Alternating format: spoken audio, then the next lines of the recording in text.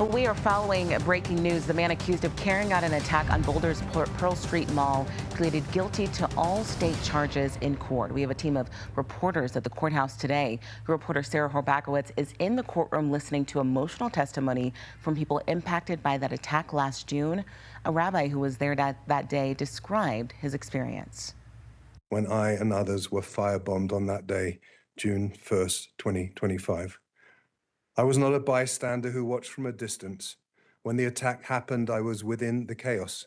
I worked alongside 2 or 3 others to extinguish a woman who was on fire, a woman who would not survive. And there have been times when I supported leniency for a defendant based upon the circumstances of a case. Your Honor, this is not that case, and he is not that defendant. I've seen very few defendants that deserve the harshest of penalties as much as he does. While we sadly couldn't prevent his hate-fueled actions that day, a message can be sent today, Your Honor. I urge you to send a strong message. Not only a message to him that he has demonstrated he should never be a free man again, but a message to anyone else that might think they can come to our community and cause harm, that they won't win. Now, that attack last June killed 1 person and injured 10 others. Today in court, people shared about the damages beyond initial injuries. Reporter Kennedy Cook is joining us live from the courthouse. And Kennedy, statements started around 10:15 this morning.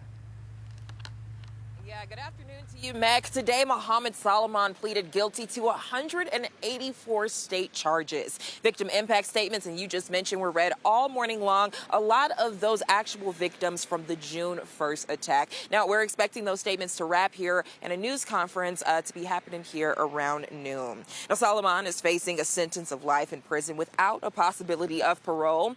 He had previously pleaded not guilty after he was accused of throwing 2 Molotov cocktails during the demonstration on Pearl Street, injuring 28 individuals and 82-year-old Karen Diamond, who was injured in that attack, and she later died. We heard a victim impact statement from her loved ones this morning.